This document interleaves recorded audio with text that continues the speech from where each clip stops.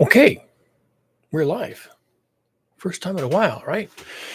Sorry, I was a little bit late getting started. I had to find a heater because I was sitting here being really cold. Our house is not heated right now these days, so it's really cold in here. It's a beautiful, beautiful day outside, though. It's bright and sunny. Um, we're cold right here because right now most of the country is, most of the U.S. is really, really cold. Um, In fact, I was at a little bit of a loss what kind of video I wanted to do today, what kind of an explainer, because that's sort of what I do, right? I do explainers. So what did I want to try and make sense of for you today? Um, and I couldn't decide if I wanted to do the freezing conditions or the LA fires. So I did a video a while back. It might have even been one just before this called something like heat heat means cold, and that's that phenomenon, and everything I explained in that video, heat means cold, has been going on for a long time now. Anyway, I told myself I wasn't going to talk about that today, so we'll talk about that next time, possibly even tomorrow. We can do that one. So um, right now what I want to talk about is the LA fires. If anything, the LA fires are more dramatic, loss of homes, businesses, a loss of lives. What are we up to now? 26 dead? Am I right?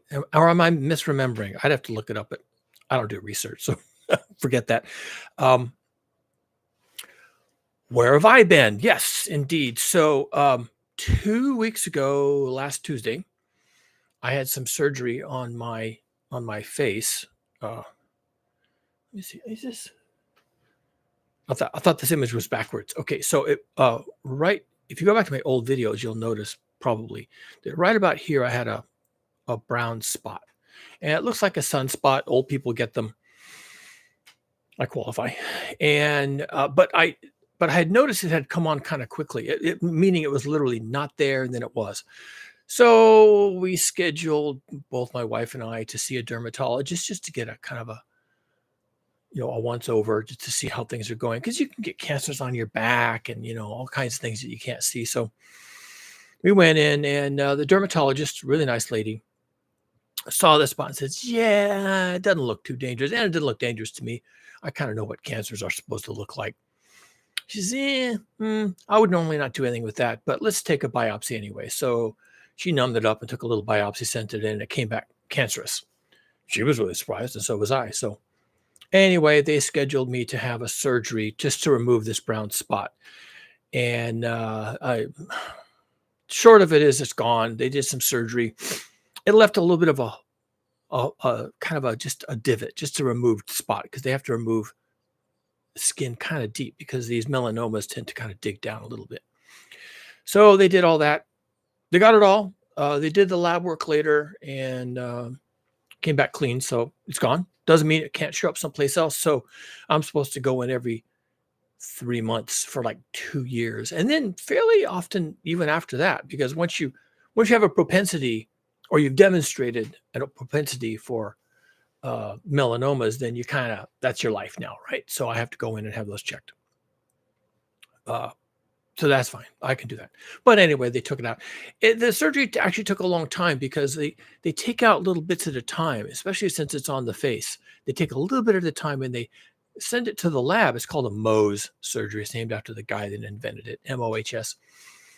And they test it. The stains they use, and they look at it under a microscope, and they say, looks like you might have missed some. So they take a little more, and then they check that under the microscope, and they do all that stuff. And then they say, ha, you got it all. And then apparently they do some additional tests that are more detailed to see if they got it all. And so, yeah, I'm clean. I'm fine. Doesn't mean I won't, have a recurrence. But they did some reconstructive surgery. You can't quite see it because it was 2 weeks ago, so it's mostly healed. But there's a suture line that starts here at the side of my mouth, and it goes up and it goes over. And this is where the surgery was, right here. So it goes over the surgery, and then it comes down over here. And it's sort of like C-shaped.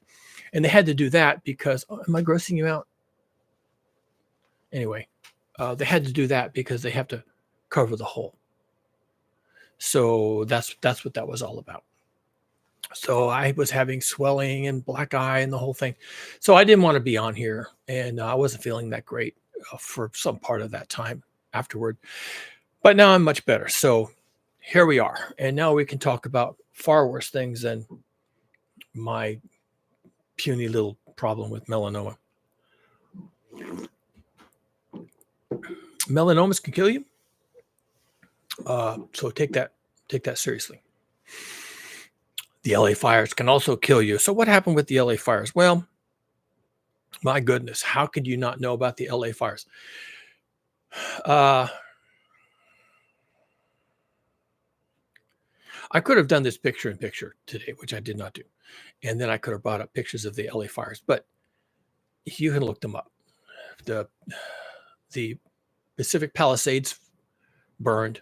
It's called the Palisades fire. Look it up. Alta Dena, which is a working class community outside of Pasadena, burned almost completely. Pacific Palisades burned almost completely all the way to the sea. And Alta Dena burned almost completely. And there were several other fires at about the same time that started and that they put out. They were what am I going to talk about here? I don't want to talk about the fires. I will say this. The blame game. Why are we having these fires? Why did all these houses burn? Who dropped the ball? Who are we going to punish? Who's going to be the scapegoat? Okay, the blame game started immediately.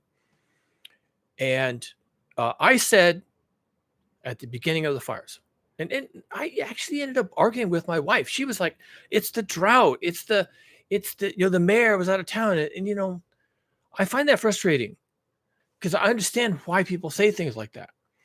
People say things like that because that's what the media tells them. But I knew instantly why these fires burned exactly the way they did, and why they went into the communities, and why they went into town and burned the town down. Burned down the city of Alta Dena. Burned entirely Pacific Palisades. All of it burned. Not a house surrounded by trees where there was a forest fire and there was needles on the ground and someone didn't rake or what the hell ever they didn't do. Cities burned. Do I have to say it that way? Do I really?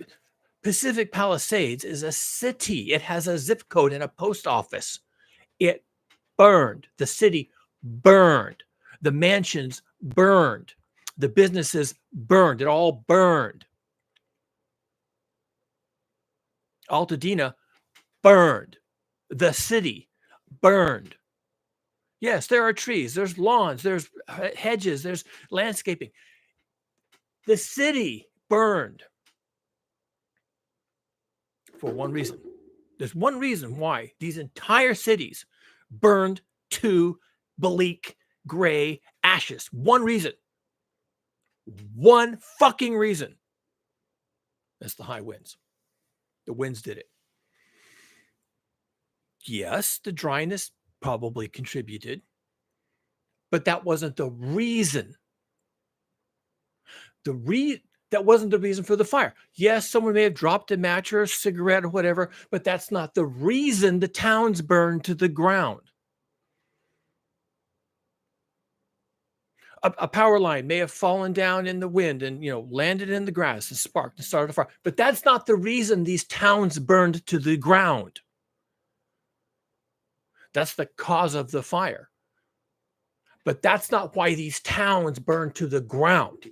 Do you understand where I'm going with this? You had a fire, you had a power line down, you had dryness, you had brush right up to the backs of people's fences, and all those things were true. But that's not what caused the towns to burn down. These communities have had fires in those hills for a century. that humans have lived in this area. For 200 years that people have lived in this area. It wasn't until Tuesday last, a fortnight ago, that these towns burned to the ground.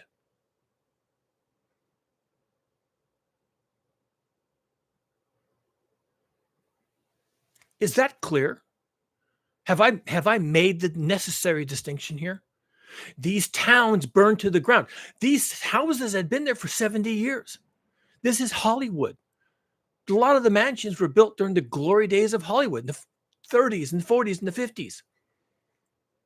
They didn't burn completely to the ground, every single one of them entirely to the ground until Tuesday, 2 weeks ago. Why now? They've had lots of droughts. They've had lots of times when they ran out of water. They've had lots of times when they've had to ration water. They've been doing that for decades, in part because they've had too many houses for their water supply. So why is it that suddenly, something was on my glasses, why is it that suddenly these communities that have been there for a century all of a sudden burned to the ground? Global heating. Well, you can say that. How could you prove it? Okay. Here's the deal. It was the Santa Ana winds. Oh, but we have Santa Ana winds every year, every time. Yeah. And for a million years, you've had Santa Ana winds, even before Santa Ana came along and named them after herself. Okay. Or whoever did that. You've always had the Santa Ana winds. You've always had these communities there. You've always had the dry brush. You've always had people living there. You've always had the power lines. You've always had the houses close together. You've always had the everything. Everything has always been the same. The fire department was never smaller than it is now. The firemen were never less capable than they are now. Everything has always been there all the time forever since Hollywood was there and put all those buildings there with all the money from Hollywood. It's all been there all this time, and now it all of it burned to the ground. Why? Because global heating, which is the new thing. And how did global heating do this? Through the Santa Ana winds. And those were always there too, except they were never 100-mile-an-hour winds. They had well into hurricane force winds. Tuesday last, a fortnight ago, 2 weeks ago, Tuesday. In fact, they're having them right now. I'll get back to that in a minute. They had hurricane force Santa Ana winds, which, once they're hurricane force, can blow down power lines that normally don't have any problem with Santa Ana winds. Santa Ana winds blow through there all the time. You think that all of a sudden the power poles fall over? Why is that? Super duper termites ate them all and they all blew over and caused these fires. What changed? The winds changed. Nothing else changed. 100-mile-an-hour winds blowing for days on end can do this. They can knock over trees that have been there for hundreds of years and normally don't have a problem, but if the winds are bad enough, they get knocked over anyway. The power poles get knocked over anyway. Everything that was fine under normal circumstances buckles when things become abnormal. You're testing the limits of the infrastructure because you're doing something caused by global heating that has either never happened before or without this exact duration and direction. So where did these hurricane force winds come from? And why did that guaranteed that these communities were going to burn to the ground? The entire community burned to the ground, to ashes. The entire community. Not the edges, not that house, not the houses in the forests, all the houses, all the community, every part of it burned to the ground. Why? Global heating. Here's what happened. And you can look around, and if you're lucky, or if you're like me, you actually look for these people, they'll tell you what happened. They'll say, this is what happened. But you're not going to get this from your stupid meteorologist who's telling you whether it's going to rain or not. You have to go to people who understand the physics, the earth dynamic system, and they'll tell you exactly what happened. Here's what happened. We've been having colossal Arctic air masses coming down from the Arctic Circle. Yeah, that's another kind of problem for another video.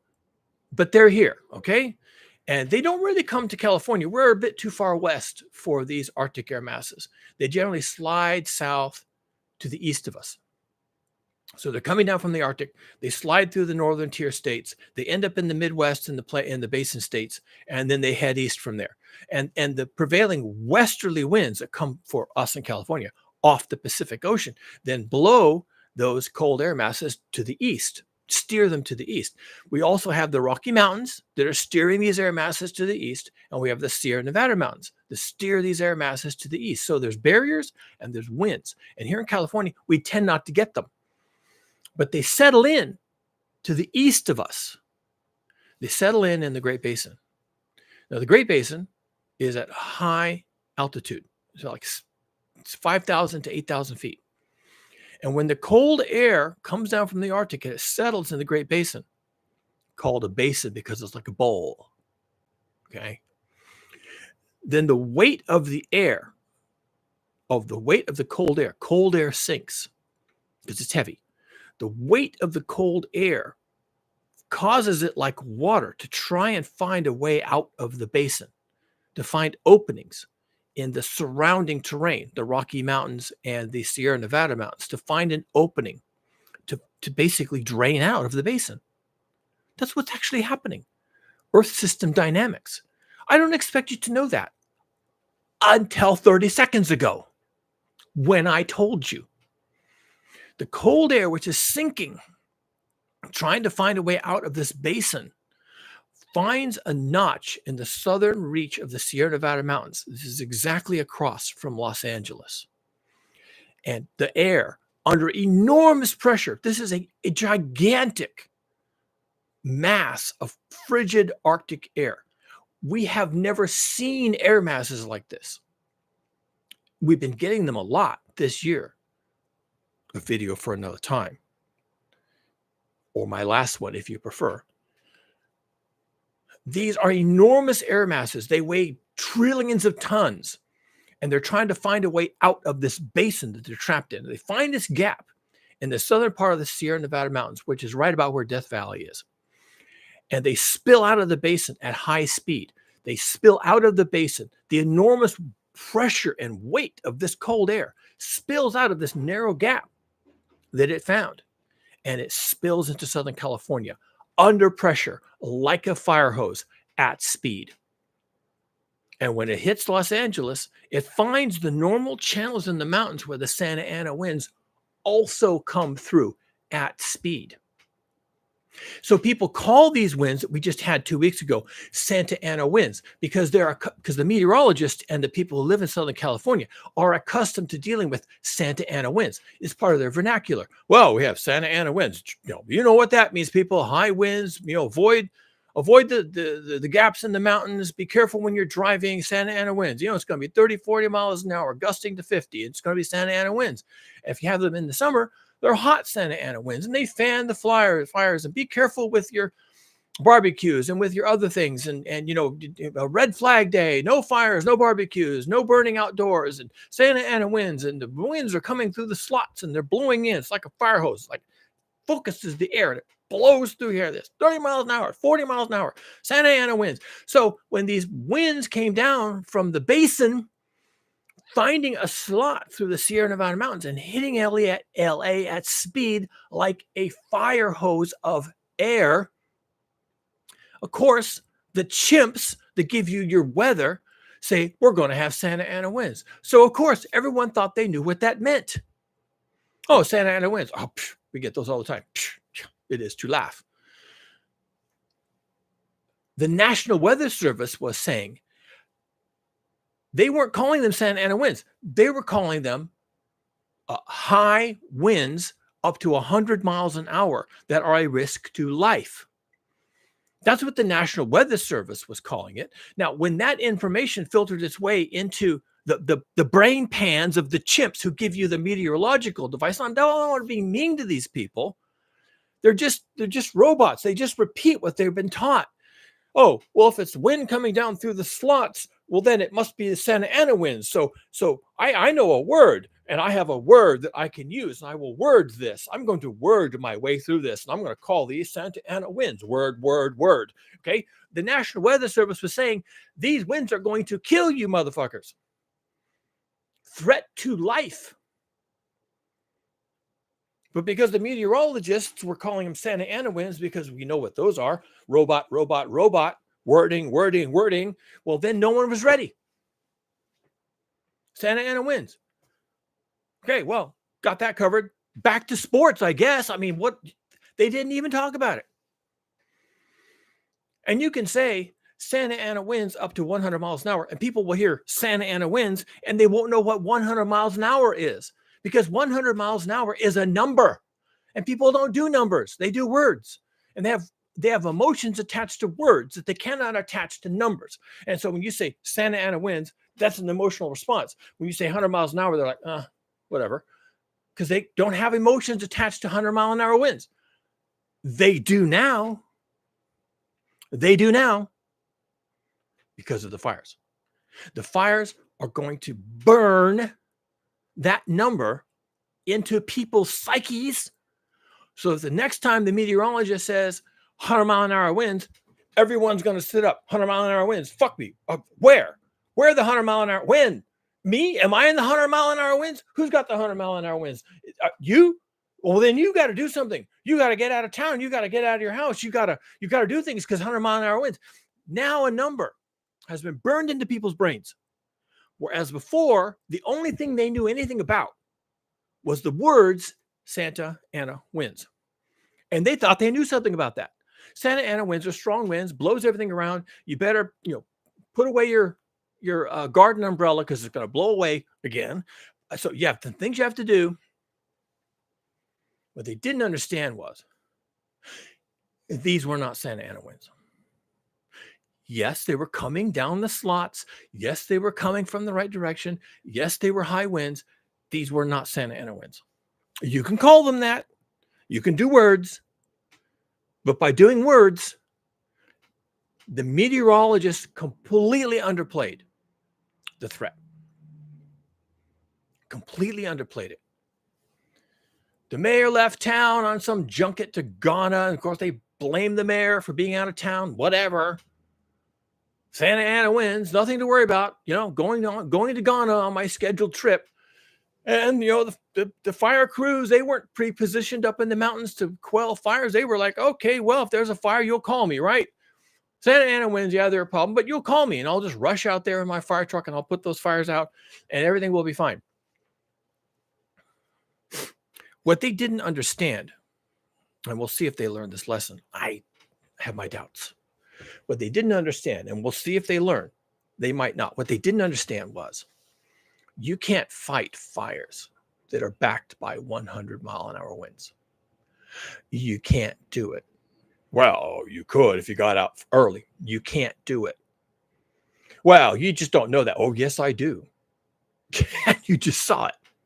Well, no, that was because of the drought. No, it wasn't. It was because of 100 mile an hour winds. Well, the problem was they couldn't fly the planes and put the fires out from above. That's how they really put fires out. Yeah, I know, because of the winds. They couldn't fly the planes because of the wind. It's not a conspiracy. It wasn't someone said, let's leave the planes on the ground and let these people burn. That wasn't what they were doing. There are people who think that. You go on the internet, you'll be able to find them. The Los Angeles fires were caused by conspiracies to burn the people who voted for Donald Trump. No, because of the winds. You can't fly a plane in these winds. The plane will be knocked. They're flying just a few hundred feet above the landscape. And the landscape is complicated. And it causes the winds to rise, and it causes the winds to drop. And it causes the winds to turn. And you can't fly an airplane through that kind of environment where a gust down can grab it and force it into the ground. Force it into the flames. You can't do that. That's immoral. That's wrong. You can't put those crews in those planes and fly that fire when they could die. And that's how that shit works. And I'm perfectly happy that they grounded the planes. Yes, you have to ground the planes. Fine, do that. Too bad. 100-mile-an-hour winds. You can't fight the fire with an airplane in 100-mile-an-hour winds. You can't do it. People will die and you'll lose the equipment. And then you got another fire because now you had a plane full of gasoline, kerosene, whatever they burn, and it just landed in the fire and blew up. And now you have a bigger fire. Lots of reasons why you can't fly these fires. And if you go back to the live coverage of the fires, you're going to see something that most people before the fire and after the fire would not have seen and would not comprehend. These buildings were burning like a blowtorch. Everything in these buildings that could burn burned, and it burned hot.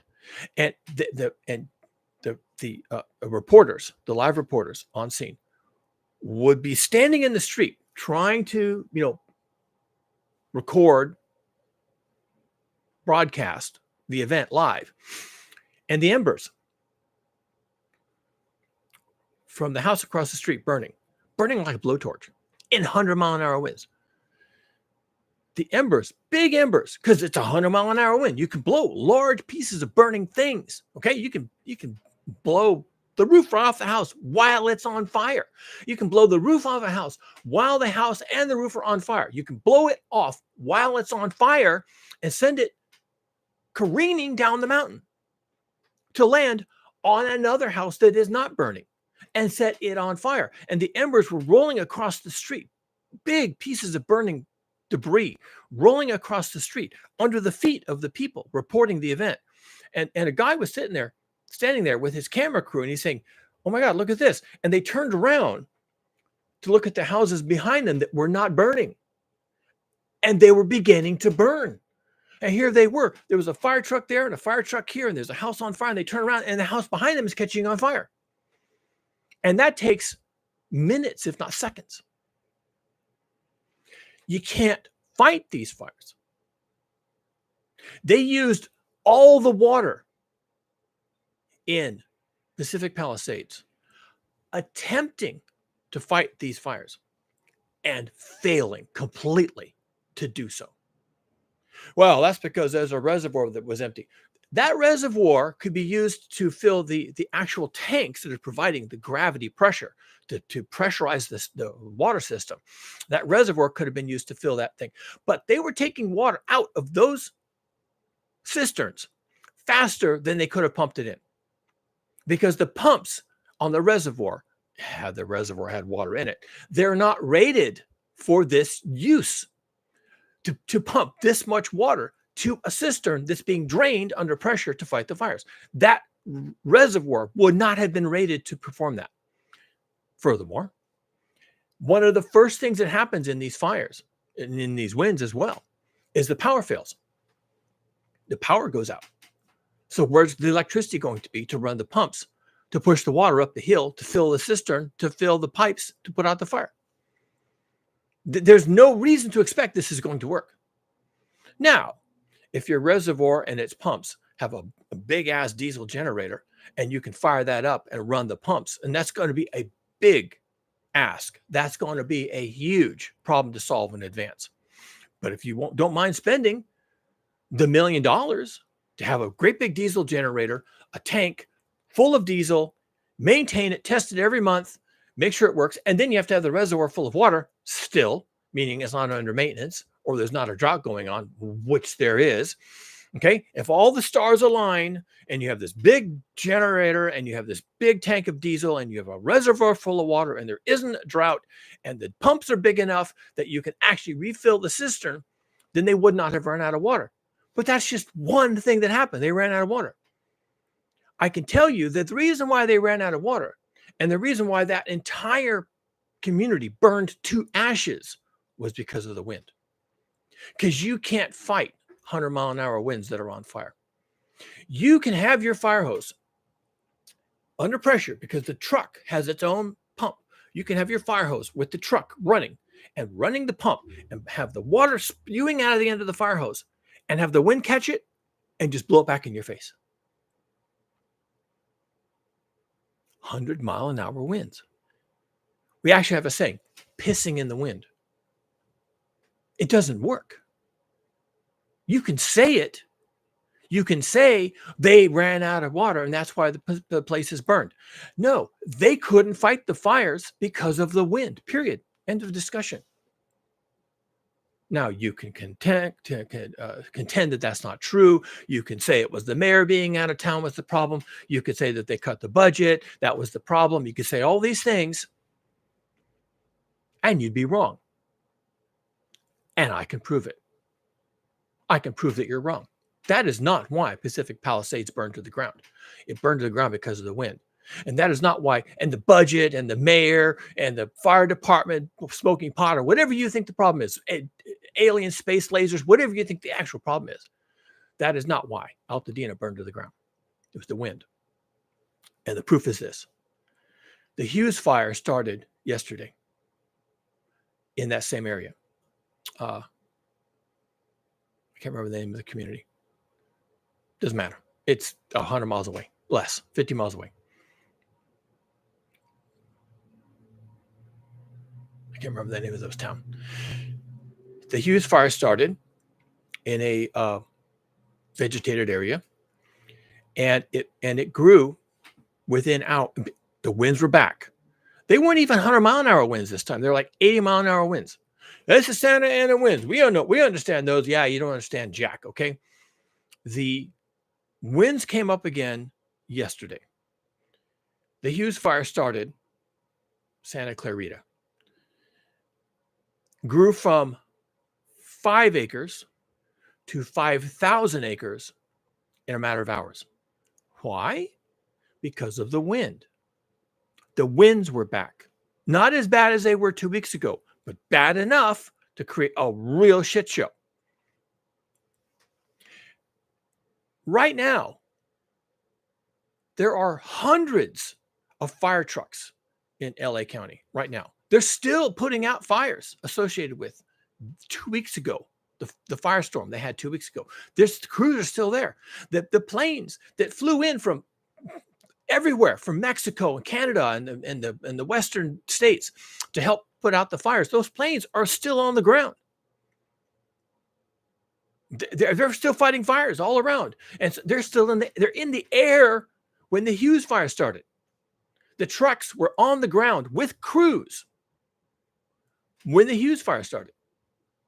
It would have taken those crews 2 hours to get to that fire. It would have taken those planes 5 minutes to fly that fire. The Hughes fire grew from 5 acres to 5,000 acres in a matter of hours. And now, I can't remember what the number is, but now it's like 20,000 acres or something. That's the wind. That's not because they weren't prepared. And that's not because the mayor was out of town. And that's not because someone's budget was cut. And that's not because the firefighters are inept. And that's not because there weren't enough fire trucks. And that's not because of anything else. That is 100% because of the wind. Because right now, LA is bristling. It's chock-a-block with fire trucks and planes and helicopters and fire teams. And the Hughes fire went from 5 acres to 5,000 acres in a matter of hours. Now, I don't know if it was in a populated area or not. I wouldn't be surprised. I mean, all of Southern California is populated. So the Hughes fire probably set buildings on fire. Did it blow into a community and burn every single house and business to the ground? I don't know. Still could, because it's still out of control and the winds are still blowing. And just give it time, people. And it doesn't matter that there are 500 fire trucks within 2 hours of that fire. And it doesn't matter that there's 200 fire crews that could go to that fire in 2 hours. And it doesn't matter that there's 400 aircraft, many of them in the air when the fire started, in the air.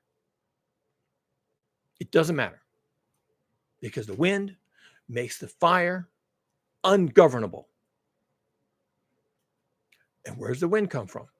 It comes from the Great Basin states, where this cold air mass has settled into the Great Basin, and there are trillions of tons of air pressurizing in this basin, which is a bowl. That's what basin means. And there's a little crack in the basin. where the air can spill out under pressure, and it comes down through LA County when it does that. That scenario, cold air under pressure, settling into the basin, finding a way out because there's a gap in the mountains and spilling across LA. That scenario never goes away. The mountains never change. The weight of air never changes. The cold air coming from the Arctic never changes. The positioning of LA relative to the slot where the air spills out, the velocity of the air, all the physics, all the earth dynamics, all the global physics of all that geared together and all those dots connected and all those stars aligned never goes away. There's nowhere for it to go. It happens over and over and over again. And anytime that setup repeats itself, it happens again, and it happens again, and it happens again. It's physics. It's physics. It's just how the Earth system works. It's air acting like a river, and it's the mountains acting like a basin. And there's a slot in the basin, and the air comes out under high pressure. We call that wind. And the high pressure is high enough to give you hurricane force winds. And it just happens. That's the Earth system. And your meteorologist, bless their heart, they don't know any of this. They never took, they have a BA degree, and who knows what their degree is. They studied some meteorology, which is like 2 or 3 courses, and they come out of there and they got straight teeth and good hair, and they, they look good on camera, and they can talk well without stuttering or spitting or doing any of the things that awkward people do. And they get in front of a camera and they talk about the weather, which comes to them on a computer printout 5 minutes before they do their show. And they don't understand any of this. Furthermore, this is Southern California. Nearly everybody in Southern California is in denial about climate change and global heating. Yeah, you can probably find somebody who isn't, but this is car culture. This is Hollywood. This is where we make shit up. And there's the military industrial complex, and this is global shipping in China and the whole thing, okay? And these people, by and large, certainly their culture, their car-based culture and their Hollywood-based culture and their making shit up culture is in complete denial. And we have enough of these fires, and we just had a couple. We had Pasadena, Alta Dena burn, and we had Pacific Palisades burn, plus all the others. And by the way, Malibu burned, 2 months ago? December something? Yeah, 2-3 months ago. Malibu burned. And now the Hughes fire. And you'd think, you'd hope, you'd pray, you'd hope and pray that finally people will string the dots together and say, well, yeah, okay, so this is not looking good. This is becoming a pattern. This is a pattern. Oh, it's caused by the drought. As soon as it rains, this pattern is going to end. Yeah, you're hoping so, aren't you? You're hoping so. A fire being driven by 100 miles an hour wind is so hot. Back to the blowtorch metaphor. It's so hot that when that fanned fire hits a green thing, it dries it to a crisp and sets it on fire in seconds. I mean, do you think the Pacific Palisades, and this is an entire community, this is not just the edge of a housing development, the entire community burned down. Do you think that every single thing in Pacific Palisades was dry? These are homes. They have landscaping. Yeah, the trees and the shrubs and the grass and the whatever, the landscaping can burn. You think they're not watering their landscaping? Hell, they probably get, those yards probably got 2-3 inches of water a week. Not a year, a week. Yes, I understand the brush could be brittle and ready and tender and ready to burn. But the houses where this fire swept through these communities, everything there was green. it shouldn't have burned. It burned like it was matchwood because of the wind. It turns the fire into a blowtorch, and plus all the artificial materials in the house that burn, like the asphalt roof. You know what the asphalt roof is made out of? Oil. And once you get that asphalt burning, it burns like fuel because that's what it is. And the houses themselves are made out of wood. Wood comes from trees. But those trees in those houses, that wood in those houses, which is what wood lumber is. Lumber is trees. Are we clear on this? I hope we're clear on this. The lumber that's used to build houses is trees. Now it's behind siding, and there's insulation in the walls, and there's a bunch of other things going on. There's sheetrock inside. So there's non-flammable materials. But when you got a blowtorch going through your community, it blows through the windows. It actually blows the windows out. It blows through the doors. It can actually 100-mile-an-hour wind. And people who live in hurricane areas will tell you this. 100-mile-an-hour wind can blow hurricane rain. Let's talk about hurricanes for a second. 100-mile-an-hour wind can blow water, in the case of a hurricane, under a door, around windows, into the attic, through the vents. And the water, the rain during a hurricane, okay, can come down through the roof. And if you've seen live coverage of hurricanes, you'll see people in their house wading through the water inside their house. Why? Because the winds blew the windows out, just shattered the glass and blew it right out of the window frame, blew the doors open. And in the case where the door didn't actually open, blew water in under the door, so that you're walking around in 6 inches of water inside the house intact, inside the intact house, 4 inches of water. That's what wind can do.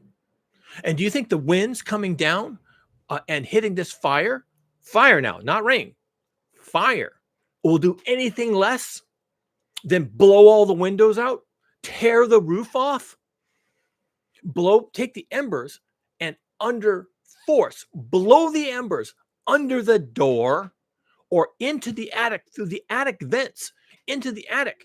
And then the air is blowing through the attic. And the ember lands on a piece of this dry wood that's been there for 70 years. And it catches that wood on fire. You think that's not what's happening? When you have hurricane force winds and it's not blowing water this time, it's blowing fire. Hurricane force winds blowing fire. You think that fire isn't going to find the wood in those buildings? Well, when it tears the siding off, there's the wood. When it tears the roof off, or even just the shingles, there's the wood. You don't even know how your house is built. I do. I build them. Right under that thin veneer of fireproof material, there's wood. And those blown embers will find that wood and set that wood on fire. And then that house from the inside ignites. And that house, full of wood and full of plastics, all of which burn, full of plastic appliances and consumer goods and iPhones, and computers, and everything else. That house full, and appliances that use natural gas. So there's a water heater with natural gas. There's a cooktop with natural gas. The whole house catches fire. The water heater falls over, breaks a natural gas line. Now you've got flammable gas injected inside the house, full of fire. The whole thing goes up like a bomb. And the fire just blows out the windows and blows out the door, and it goes out and it crosses the street under 100-mile-an-hour winds, and the fire catches that next house on fire, blows the same embers right up through the soffits into the attic, blows the same embers right through the door. Someone opens their door to look, and all these embers come in. Someone opens their door to escape the fire. Someone opens their garage door to drive their car out and escape the fire. All these embers blow in. The door blows open. As they open the door blows open. The embers come flying in. They try to close the door. They can't because of the wind. The wind, not because of the drought and the mayor and the budget and everything else. They can't close the door because of the wind. And now they're standing there struck with horror. Not only do they have to try and escape the flames across the street, now the embers are blowing into their house and they can't even close the door. Why? Because they're old, or they're a woman, or they're a child, or whatever. And they opened the door to see what was going on. And the embers come blowing in, and the smoke and the fire, and they can't see. And now they can't close the door because they're not strong enough because of the wind, the 100-mile-an-hour hurricane force gusts. They can't close the door. And they open the door on the garage to get the car out. And the garage is full of boxes and papers, and embers blow in as the door opens. Before you can even get the door all the way open, before you can even get the car out, before you can even get into the car, everything in the garage catches on fire. The boxes and the papers and the stored ornaments for the Christmas tree and the whatever, plastics and paper and paint cans and everything else catches on fire. Just because you opened the garage door. And the hurricane force winds blew the embers in, blew the smoke in. You can't see. Your garage is on fire. Soon your car is on fire. Then you are on fire. And you go running out the door. And what are you running into? Flames and embers crossing the street. 100-mile-an-hour wind knocks you down. You catch on fire. You burn. You don't know what to do. It's not because of the budget of the fire department. It's not because of Gavin Newsom or the mayor of LA. It's not because they could not. It's not because of any conspiracy or Jewish space lasers or anything else. It's because of the wind. And the wind came from global heating. Global heating, see my last video, causes the jet stream to break down. The jet stream is breaking down. The jet stream is basically broken down. And when the jet stream is broken down, there's nothing to hold these cold air masses up in the north. And so they come down. And we've been getting cold air masses in the lower 48 states that right now have got the weather people, the meteorologists, completely flummoxed. Absolutely don't know what to say. They don't know what to say. And they don't know what to say because they're not climatologists. They don't know what to say because they're not Earth system dynamicists. They don't know what to say because they're not me, because I'm all those things. And I can come on here and I can tell you exactly what's happening. Yes, the Arctic, the polar vortex and the Arctic ring fence have broken down. The cold air masses are descending south because they're under pressure. And when they descend south, they cause trouble. And when they hit the Great Basin, the basin states in the west, then they pile up and the weight forces the air under pressure into Los Angeles County. And we call it the Santa Ana winds. It has nothing to do with Santa Ana winds. It just happens to be blowing in the same direction through the same areas, the same slots. You say, oh, well, when the wind blows from that direction and it's in the slot and it's, anything more than about 20, 25 miles an hour, we call it Santa Ana winds. We know what that is, Santa Ana winds. Words, words, words. Here I am robotically repeating words because I know words. I know Santa Ana winds. Those Santa Ana winds are words. And here we go. Words, words, words. It's not a Santa Ana wind. It's a fucking hurricane. It's a hurricane. We could name these things if we wanted to. We won't. In Europe, they name them. Did you know that? In Europe and the UK, they name these storms. There's one right now, Eowyn, from Lord of the Rings, I guess. Eowyn is about to hit the UK. They name these storms. Eowyn is not a hurricane. Now, it probably has some characteristics of a hurricane, but what it absolutely, totally, Foursquare has is hurricane force winds. And so they name it. They're not fucking around. They know what they're dealing with. We have some learning to do. Hurricane force winds. This will happen again. Well, we know it will because 2 weeks ago, Pacific Palisades and Alta Dena burned under these influence of these winds. Not because the mayor was out of town, but because of these winds. And now, Santa Clarita, under the Hughes fire, is also burning because of these winds. It's the same thing. It happened again. So when I say, oh, this is going to happen again, it happened twice in 2 weeks. In the same region, different fires, different locations, but in the same region, for the same reason. For the same reason, in the same region, for the same reason, twice, 2 weeks apart. Almost exactly 2 weeks apart. So when I say it's going to happen again, it just fucking happened again. It just did that. It just actually, factually, it did that. I could have predicted it would do that, but like I said, I haven't been on here for a while. And now when I say it's going to happen again, that's like, well, duh, it just happened twice in 2 weeks. That's not much of a prediction. You're not Nostradamus. You don't know anything. It happened in 2 weeks. Everybody now knows it's going to happen again. Really? You think these people know what's going to happen again? You seriously? Do you think the Angelians are yet aware of what's happening to them? I don't think so. I don't think so. They think it's Santa Ana wins. That's not what's happening to them. What's happening to them is a breakdown of the Earth dynamic system. Physics is what's happening to them.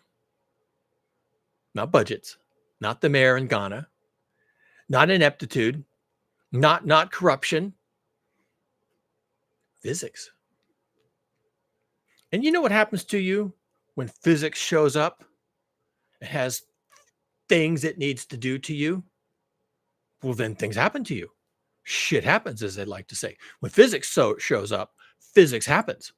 And you you say what you want to about the leadership in Los Angeles, and you can say what you want to about budgets and everything else. You just got some physics, my friend. You could change the mayor. You could have all the fire trucks in the world in your neighborhood, as happened last Tuesday when the Hughes fire started. You could have all the firefighting assets in the planet in your neighborhood. But if physics comes along and says, hold my beer, watch this, you're done. Your shit is done. You are finished. And what's happening to Los Angeles and Southern California in general, because there's fires in San Diego now. What's happening to these people is physics. And the physics is global heating. Now, people call it climate change. This isn't climate. As I frequently say on this channel, oh, you'd be lucky. You'd be so lucky if all you got was some climate change. Oh, yes, you will have won the Earth system lottery if all you got was some little climate change. Oh, we got warmer. Oh, we got colder. Oh, we got drier. Oh, we got more rain. Yeah, a little bit of climate change wouldn't be anything like this. This is not climate change. This is global heating.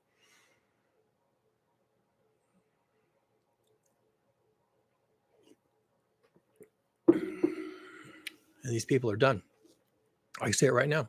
LA is finished. So is San Diego. Let me run down all the ways. Now that I have revealed the real problem here, okay? The problem is not budgets. You're not going to throw money at this. The problem is not leadership. You're not going to elect the perfect mayor. Okay, Donald Trump is not going to come riding over the horizon on his white horse to save you. There's nobody can save you because you're dealing with physics. And physics wins. If you jump out of an airplane and you forgot your parachute, you're going to die. Because physics wins. You can't say, oh, shoot, I'll just make a new parachute. Well, no, you're not going to make a new parachute. You're going to die. Oh, I'll just go up to the plane and put my parachute on. No, you're not doing that either. Oh, there will be a miracle. I'll land on the water. I'll land in a tree. No, you're not doing any of those things. You jumped out of a plane without a parachute. And physics, now, you are now in the grip of physics. And physics is going to do what it does to people who jump out of a plane without a parachute. And what's going to happen to the people in Los Angeles is physics. They're going to get some physics rammed down their throat, and they're going to deal with it. And many of them are going to either leave or die. Here's what the physics are. One, more of this bullshit.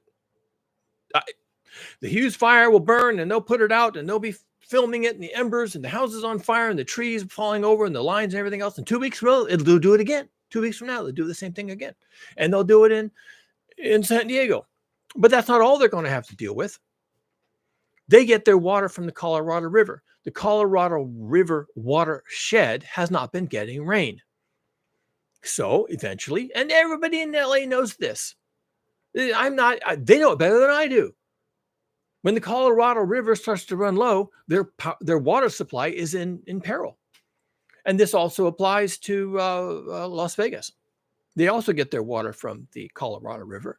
And they're kind of screwed. Because you can't change that the Colorado River doesn't have enough water to pump out. You can't change that the reservoirs are low. You can't change that all of this is happening because of global heating. You can't change that. Now, the climate might change, right? I'll even throw this out there. The climate could change. They could suddenly, in the Colorado River basin, the watershed, where the water falls and ends up in the Colorado River, right? Could get wet. They could start getting storms. They might get monsoons or something. And the Colorado River might recover. That would be great news for those people. But right now, it's not doing that. It's doing the exact opposite. It's running out of water. So that's a thing. That's caused by global heating. It's a permanent change in the rainfall patterns of California. One of the reasons that the Colorado River isn't getting water is the same reason that Southern California isn't getting water. That's some climate change caused by global heating. And the Earth dynamic system is going to go through various types of gyrations. The other thing they're going to have to deal with is heat, global heating. Is the LA County and Southern California in general, is it going to cool over the next 20 years? It could cool. It could. We could get an ice age. Well, yeah, monkeys might fly out of my butt. No, you're not getting any cooling. But right now, there's this cold air mass that's coming. It's right there. And you even said it would cause the Santa Ana winds to be 100 miles an hour. Stop calling them Santa Ana winds or hurricanes, okay? Yeah, but you said, yes, I did say. And I also said that the reason that cold air mass came down and was so fucking cold and there was so fucking much of it that it caused 100 mile an hour winds in the LA area, that was caused by global heating.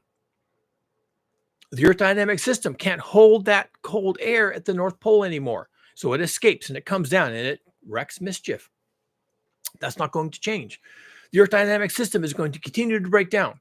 It's breaking down right now. It will continue to do exactly that until it is completely broken. And at that point, oh, geez, I don't even know what the world's going to look like. Holy cow. Man. And one of the things you're going to have to deal with in Southern California is heat. And I don't mean a little bit. I mean a lot of it. It's going to get hot. This whole planet is getting hot. The last 3 years have all been record years. Oh, well, that's caused by La Nina and El Nino. No, it isn't.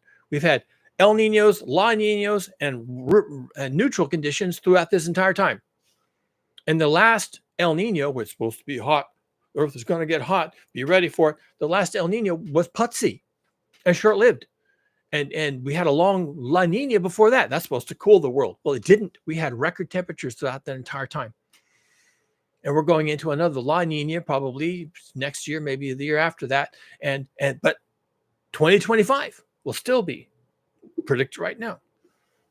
There's a good chance that 2025 will be once again, meaning this is a time series now. Once again, 2025 will be the hottest year on record. It'll beat 2024, which was the hottest year on record, which beat 2023, which up to then had been the hottest year on record, which beat 2022, which up to then had been the hottest year on record. These are the coolest years we're going to have. Everything after this is hotter. That's why it's called global heating.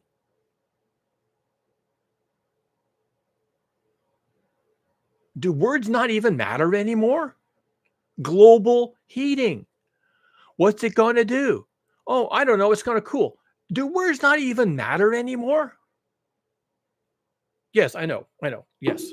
Of late, of the last few years, like since Donald Trump got elected the first time, we've been living in a post-truth world. People just make shit up. And it doesn't help that the energy industry convinced us that we should call it climate change, which they did. Smart bastards. It doesn't help that they told us to call it climate change. Yes, you might have some climate change. If that's all you got was a little climate change, you'd be lucky. What you're going to get, more likely, is heat. Lots of it. Global heating. And every year is going to be hotter than the year before, on average. Maybe not every single year, every single time, but given enough time, you're going to look back and you're going to say, well, apart from a couple of exceptions, yeah, that was the trend. Yep, that was the trend. Every year was hotter than the year before. Maybe we skipped a year or two or a month or two, but yeah, and on average, yes, it just increased constantly towards being hotter than the year before. And that's just the global average.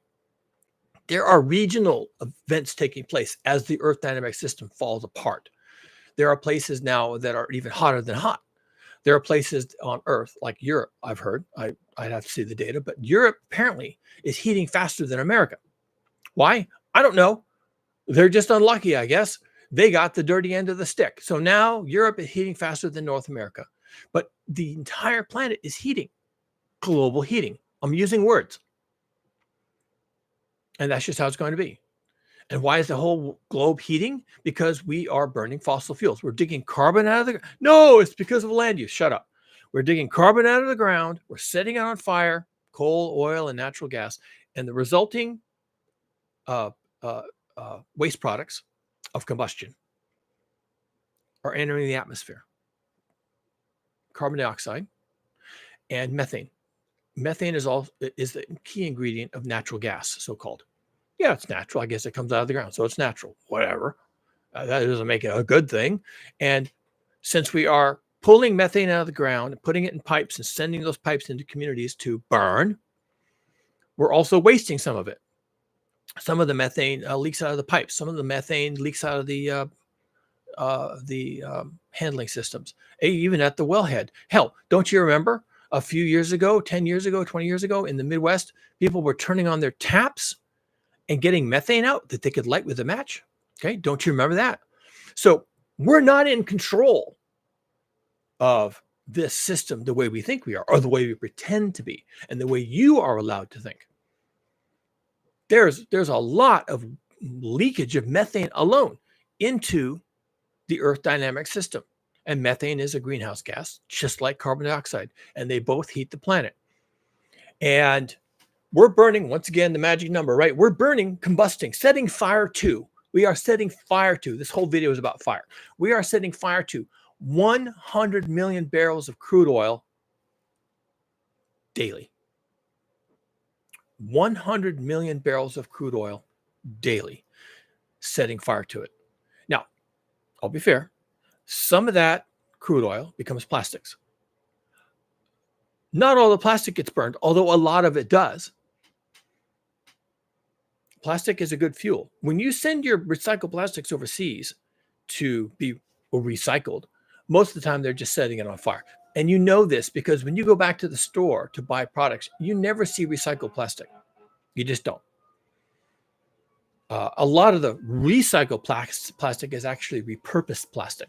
So a plastics manufacturer, they're making water bottles, but there's a certain amount of waste, either bad bottles that they throw away, or there's just enough slop in the system that there's plastic left over. So they bundle that up and they give it to other companies who can use it to make other products out of recycled bottles. But those are not post-consumer bottles. That's clean plastic from plastic manufacturers who just have some left on the floor, and they scoop it up and they put it in a bin and they sell it or give it away. So when you see something made out of plastic that's made out of recycled plastic, if they don't actually say recycled post-consumer plastic, then it's not post-consumer. It's post-industrial. They were manufacturing plastic bottles over here. A lot of the bottles are bullshit, and they collect them and they sell them or give them away to a plastic recycler. And that's not post-consumer. So your post-consumer bottle, when you drank from, that was good, and you throw it in the garbage can, it gets recycled. No, it gets sent to Singapore, where they probably use it as fuel because plastics burn, and you can make electricity from them. So even a lot of the plastics a lot of the crude oil that gets diverted into making plastics ends up being burned. Now, there's a certain amount of crude oil that gets used to make, or not crude oil, natural gas that gets used to make fertilizers for agriculture. We don't burn our fertilizers, but they go into the soil. And the plants absorb the nutrients from the fertilizer, and then it's in the plants. And then what do we do with the plants? We burn the plants. A lot of the other part of it gets in the soil where the microbes find it and use it for their purposes. And then they emit nitrous oxides. Now, that's not combustion, but the microbe is using the fertilizer. And that's why it's there. It's there to be used. And so eventually it enters the atmosphere. Through a series of biological processes, it enters the atmosphere. And that's why we have to keep adding fertilizers to fields, because the fertilizer is gone. Well, where did it go? It went into the plant, it went into the microbes, and eventually, now that it's not useful anymore, it goes into the atmosphere. Conservation of matter. It didn't go anywhere. It went into the places where we expected it to go, and then we use that stuff, and then it ends up as a waste product. And when you eat a carrot, and you eat the carrot, and then you poop, and then your poops go out to the sewer treatment plant, they actually have a tank where they do combustion. they mix oxygen into the sewer and they combust the organic materials, including your carrot. And it just goes into the atmosphere, CO2 and methane. So even the crude oil component that doesn't end up in the engine of your car ends up being combusted eventually. It all enters the atmosphere. 100 million barrels a day, pretty much. And it goes into the modernity and is burned up every single day, 100 million barrels a day. That number is constantly increasing. I don't know what it's going to be this year, but it'll probably be 103 or 105 or 110. Donald Trump, in his inaugural speech, says he's going to, get as much fossil fuel, mostly crude oil, but natural gas too, out of the ground as possible. He's always said that coal is clean. He's going to open up all the coal mines and burn all the coal and make all the electricity. Why is he doing this? I don't know. He's a populist. He just does things that people think are great, and they clap really hard. And he's up there beaming. He's so popular now, and it's just ruin. It's just all of it ruin. Yes, I know you want the cheap electricity. Your house is going to burn down.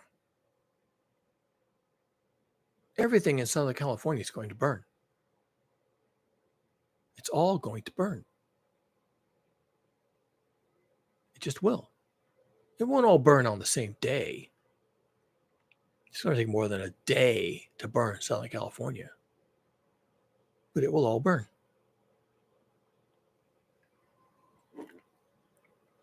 Because it's all flammable. It's all flammable. Everything down there can burn. And when the heat comes and the hurricane force winds and the power lines go down and the trees fall down and it's just all going to burn. I know that's hard to imagine. It's like science fiction, but it's all going to burn.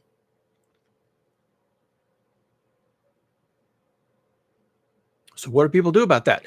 Well, we need a better mayor. We need more fire trucks. We need more budget for the fire department. When those 100-mile-an-hour winds come blasting down through your communities, they're just going to burn. Sorry. You cannot believe that. You can say that's not true. You can say it's alien lasers. You can say whatever you want. Watch. Just watch. The Earth system, physics is coming for these people. Probably everything south of Monterey, maybe SLO, is going to burn. The mountainsides are going to burn with the houses. The forests are going to burn with the houses and the businesses. Then the communities, the houses are going to burn, and the businesses are going to burn. And then it's going to blow into central LA, concrete jungles, and it's going to burn everything there. It's going to burn the cars in the streets. It's going to burn the awnings outside the doors. It's going to blow the windows out and burn the interiors. All you need is one window to blow out in one building, and the embers get in that building. That whole building is going to go down. The entire thing. One window gets left open in an apartment complex, and the embers burn through that window, and that room catches on fire, and the wind blows the fire through the walls like a blowtorch, and producing the whole floor is on fire, and then the whole building is on fire, and that entire apartment complex comes down because one window was left open 4 inches for ventilation. One mistake, and the whole thing goes down. All of Los Angeles, all of San Diego, all of Pasadena, all of Alta Dena, all of Santa Clarita, all of Pacific Palisades, all of Malibu is a mistake. Yes, one mistake. Leaving a window open 4 inches for ventilation, lets the embers in. That was a mistake. You caught your house on fire, caught the building on fire, caught the people on fire, got the dog and the cockatiel and everything on fire. One mistake. The whole thing is a mistake. And because it's a mistake, it is indefensible. It cannot be defended. It's in the wrong place. It is in a place that burns. And the fires that are coming cannot be comprehended. People are standing in Alta Dena right now saying, how is this possible? Well, sir, let's have a conversation. I can tell you exactly how this is possible. In fact, I can convince you that not burning is impossible. It will burn. You can't understand that except if you've seen it. Wow, it burned. It came into town. It set everything on fire. I was standing here in my driveway trying to get my sister out of her house, and the embers were blowing overhead, jumping roads and houses to set fires. 2 rows of houses down. This is impossible. How can you say that? You're standing there watching it happen, but it's not possible.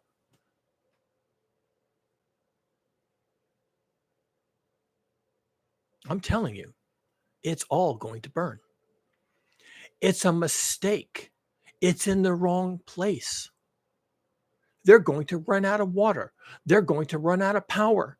They're not going to have food deliveries. It's all going to burn. These people are going to die in place, or they're going to get out. And how do they even get out? How? How do you get out? Oh, you get in your car and you get on the freeway. Oh, really? Really? That's what you think?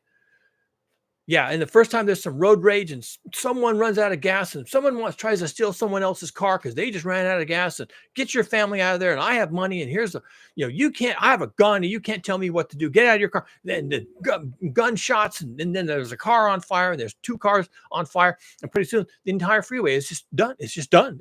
The freeway's done. Could you think these people are going to leave town in an orderly fashion when Central LA is on fire? Or when Central LA is 130 degrees and then the power fails? You think there's going to be an orderly exit from Central LA when it's 130 degrees outside and the power just failed? You really think so?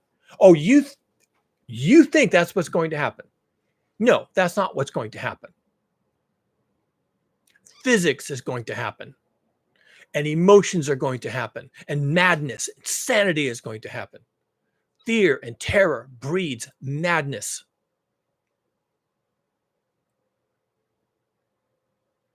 And when the panic hits, and the freeways are full, and the freeways are chock-a-block, and the median strips are full, and the on and off ramps are full of cars, and half the cars are overheating and the other half are running out of gas, and the people are walking, and it's 130 degrees outside, and people are dropping down on the ground dead, and they're dying in their cars, and they run out of gas, and the car catches on fire because it's so hot, and the car was bullshit and had lack of maintenance anyway, and then it caught on fire.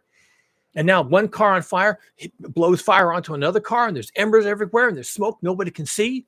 And you think that freeway is going to work for any intended purpose? No, it's not. And it'll be bullets flying and screaming and dragging each other out of their cars and trying to steal a car and trying to get an extra 20 feet on the freeway before they hit another blockage and trying to get off the off ramp. But now you're on a surface street and everybody's trying to do the same thing you're doing. And you think that you're going to get out because you think you're special, and you're not special. You're just another average Joe Schmo that doesn't understand fuck all about what's happening to you. And if you can hear my voice right now, you need to get out. Oh, but I have nowhere to go. Then you need to be ready to die because you're screwed. Something is going to happen. It's called physics. Physics is coming for you people. You're that guy who jumped out of the airplane with a faulty parachute. Physics is coming for you. And it might take a minute, and it might take 5 minutes, but you're going to hit the ground without your parachute. Physics has you right now. Right now. And everything about Southern California is a mistake. All of it is a mistake. It's not because of the mayor. It's not because of the budget. It's not because of Gavin Newsom. It's not because of the water rights. It's not because of anything else. It's not because of the drought. It's not because of anything. It's because of global heating. You're screwed. Get rid of the mayor. Fund the fire department. It won't matter. Oh, wow, that's all we can do. Then you're screwed. And you can't change physics. Just like you can't change gravity. You need to get out. So that's my lesson about So in California, I know nobody can act on that, but I have a fiduciary professional responsibility to tell you that you're screwed. I have to tell you that. And I have to tell you to get out. And if you're living in a forested community anywhere in California, you need to get out. If you're surrounded by trees, they're beautiful and deer and everything, you need to get out. It's all going to burn. They're not going to be able to put the fire out. No one's going to be there for you when it happens. It's all going to burn. You need to get out. Think about it. More on this later. I've done enough for today. Thank you for listening. Leave a like. Subscribe if you want more of this kind of stuff. I don't know why you would, but if you do, you know what to do. And we'll see you next time. I'll have something to talk about. Don't I always?